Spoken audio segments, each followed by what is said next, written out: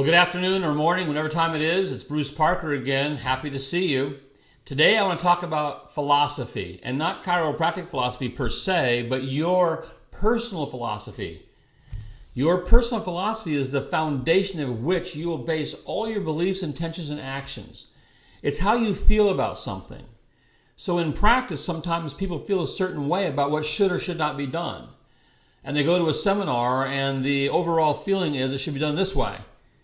And my point is that if you don't feel good about that, then you will not do it. I have to question why so many people have a hard time in practice when they're doing the job or the career that they love and went to school for, and then they get into practice and they don't want to be there like 18 hours a week. So there's a disconnect.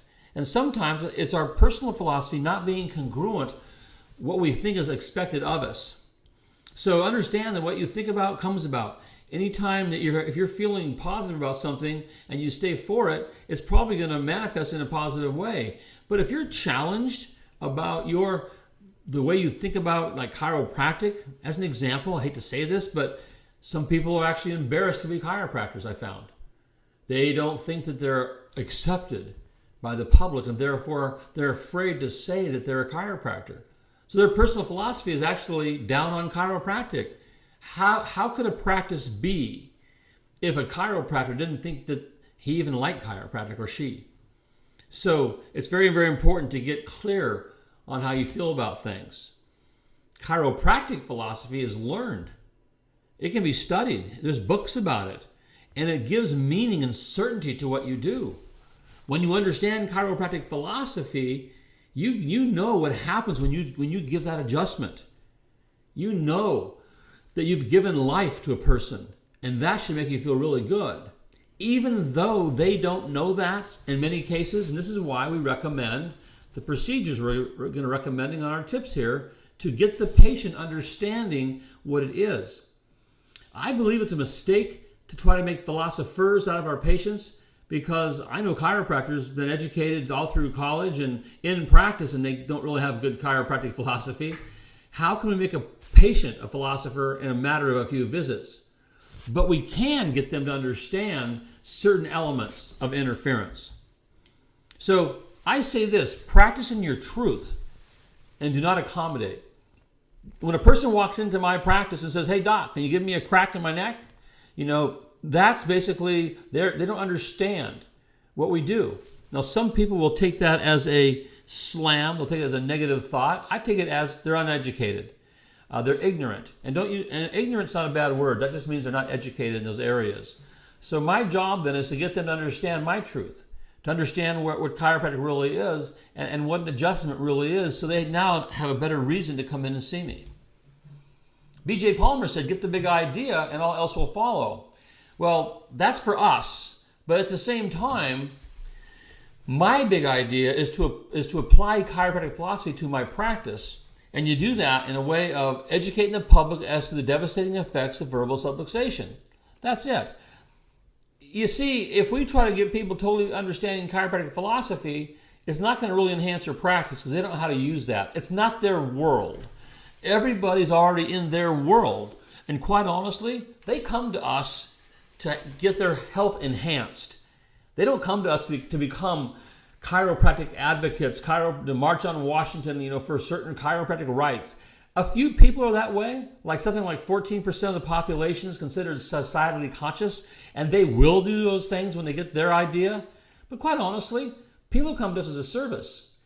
And if we can let them understand then that interference is causing their ill health, and reducing interference is going to rebuild their health, they're going to basically see how they can use us, and they'll be motivated to refer more people. So focus your practice to the detection and correction of verbal subluxation. I say this: the purpose of my practice is to educate the public as to the devastating effects of verbal subluxation. And then my practice is to detect and correct verbal subluxation on those patients. And that's a good thing. So don't be afraid to use the word verbal subluxation for sure. But I use an alternative word in practice. A few years ago, I discovered this.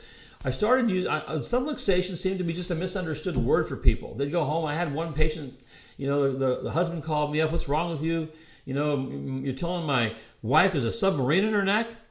No, no, Mr. Jones, it's a subluxation. Well, what's that? You know, there's a lot of misunderstood, the word's not understood.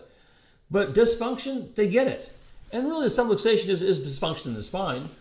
And I believe in using words that communicate well. Communication is the lack of why we are not having chiropractic take over the world right now. It's growing, yes it is, but it's also declining. Some people are looking at adding drugs to their practice. Some people are looking at, trying to work more and more with MDs. If you're working with an MD, you're doing a therapy. That's just the way it is. You can tell me you're not, but I'm telling you are.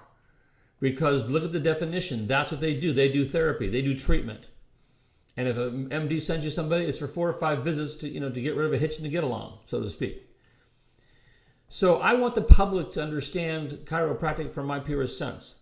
So I say dysfunction is an alternate word that I've found that communicated well. Many chiropractors only want to use the perfect words, like subluxation, because they want to be true. But I found that whatever the word, the goal is for the public to gain understanding that it is nerve interference, which is the culprit. It's not a mystery bug that needs to be eradicated with toxic drugs to regain health. So that's the story which will impact your ability to practice. See what I said? It'll impact your ability to practice. You're not going to be in practice if you have the idea that you're going to be an allopathic doctor anymore. With managed care and the whole, gathering of everybody under one big umbrella, healthcare is dominant, a mechanistic treatment for pain and disease, and sick care. If you want to practice, the only way you're going to be able to practice in the future is if the public wants your service. They're going to want your service when they know it's different, when they know it's unique, and when they know that it's better than treatment. So your philosophy will set the tone. Some people they're straight chiropractors, and I bless the philosophy. The problem I have with straight chiropractors, sometimes there's things they can do, they won't do that are considered, not chiropractic. As an example, I do some spinal decompression in my practice. Spinal decompression to me is a big adjusting instrument. I brought in hundreds of people that had tried chiropractic and failed, had tried medicine and failed, and were trying us now, and we got them introduced to chiropractic. It was basically an adjustment on steroids. We use specific, line of drives and things with a decompression machine, but we're able to actually get that body functioning better, and therefore introduce them to chiropractic to maintain that care. Some people say, well, that's not chiropractic. Why not? It's adjusting the spine and then getting the thing, and later we're using by hand only.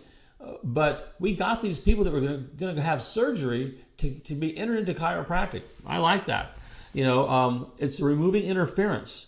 To me, that's where I practice. Right in the middle, that's where I practice. I remove interference. Because this last thing about this mixer thing, this straight mixer war to me has done nothing more than divide our profession. It's 2 associations or 3 associations. We can't say this word, you can't say that word. What's that do to the public? Everybody, we're at war with ourselves rather than getting at war with the medical doctors. We're trying to join them at times. Why do that? They're never going to want us. They don't want us. We don't have any benefit for them. We don't sell drugs. And though they're trying to get us to sell drugs, as soon as we do, the profession's over. So get your philosophy clear. That's my message today. I'll see you next time.